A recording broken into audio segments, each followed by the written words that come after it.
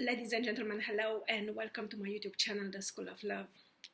My name is Maria and I'm helping people discover their inner potential for love towards oneself and towards the others.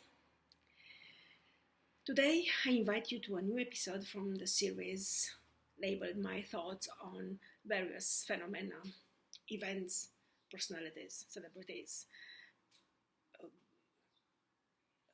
Words of Wisdom, and so on.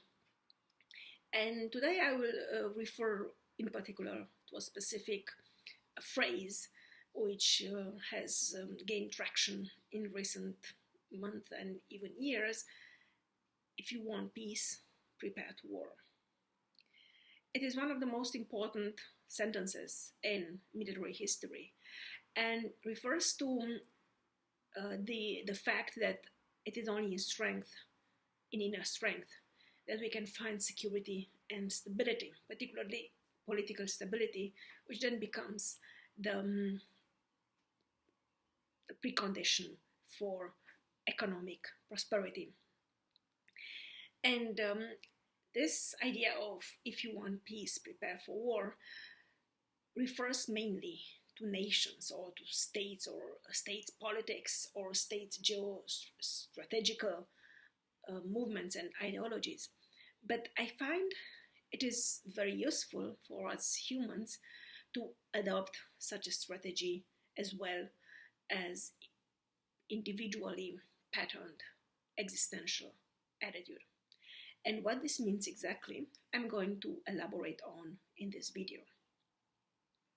So firstly, as I have mentioned previously, it is a fundamental idea of Jungian individuation process or Maslowian self-actualization ideal that it is only in inner strength that we can find or we can build a strong, a stable and self-secure sense of what and who we are.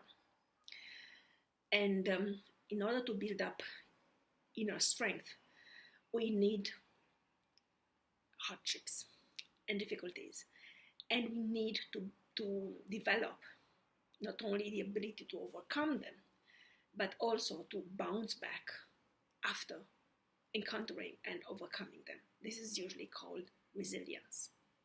So the ability to overcome hardships, to see challenges for what they are, which is opportunities for growth, and then to find solutions to problems we encounter, followed by the subsequent bouncing back into the realm of life, which is called resilience.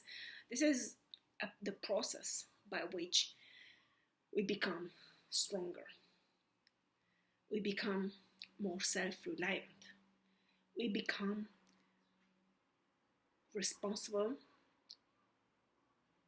citizens, able to take over accountability for our own gestures, thoughts, actions, and at the same time able to build up the next generation.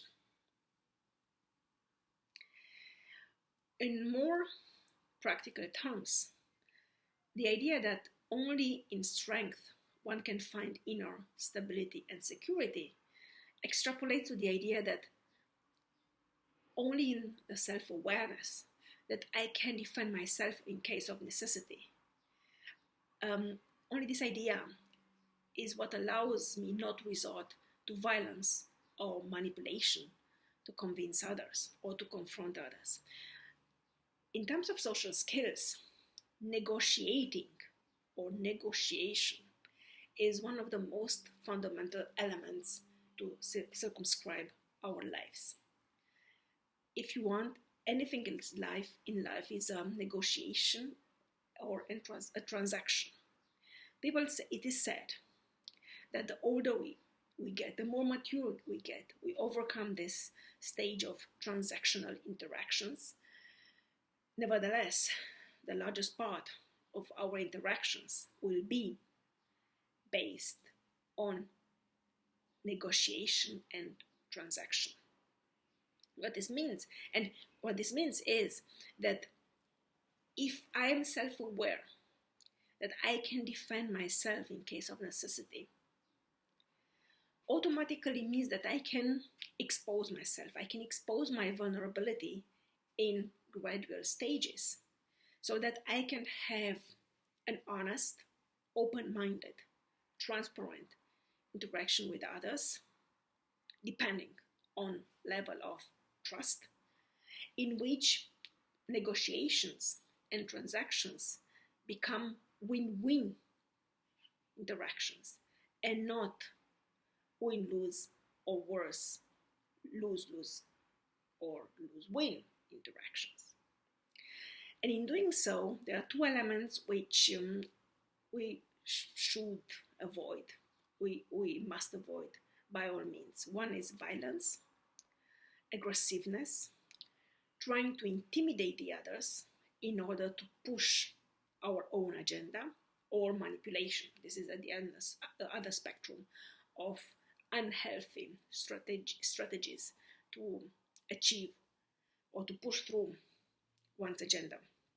So on one hand, at one end of the spectrum, we have violence, aggressiveness, intimidation. At the other end of the spectrum, we have manipulation, passive aggressiveness, and what Robert Greene calls le fait accompli, or putting your enemy in front of accomplished facts, so that your enemy or your negotiation partner or your transactional partner does not have a choice after all but to submit to your wishes. And this is a very toxic dynamic, because when your enemy or the person you are trying to have a deal with feels cornered, and this is in fact what happens, and when you put someone in front of a fait accompli, in front of an accomplished fact, the person feels cornered. The person has no other choice. The person has essentially must submit to your conditions. And what happens is the other person will feel resentment. And if you are not careful enough to offer some sort of ventil for that resentment, the resentment will pile up. And at some point turns into contempt, and as family and relationship expert John Gottman states, among the 4 horsemen of apocalypse in interhuman relationships, also romantic but also workplace relationships, contempt is the most toxic. So this is why it's important to have that inner strength, which allows us to be generous, which allows us to know, regardless of the outcome, I have not made an additional enemy. Regardless of the outcome, this is a win-win situation. And only inner strength built up through overcoming and achieving, overcoming difficulties and hardships, and achieving resilience and resilience building abilities, can we have these relaxed and generous attitudes towards life and towards the others. And thirdly, this is an idea I have picked up from watching Joe Rogan's videos, is that in all social political situations, honest conflict and confrontation, or honest conflict or confrontation, has more social value than dishonest harmony. Dishonest harmony leads to contempt, which then leads to contempt by creating resentment in one or both parties, which feel that they do not have a choice in their opportunities, which feel that they have to submit to the wishes and orders of the stronger part, or of the part which is perceived as stronger. It is important to understand this. And Essentially, what's happening is that this resentment, unless it finds a ventil, I don't know what kind of ventil, it has to be a very effective one, but unless it finds some sort of ventil, it will lead to contempt, which is the most toxic emotion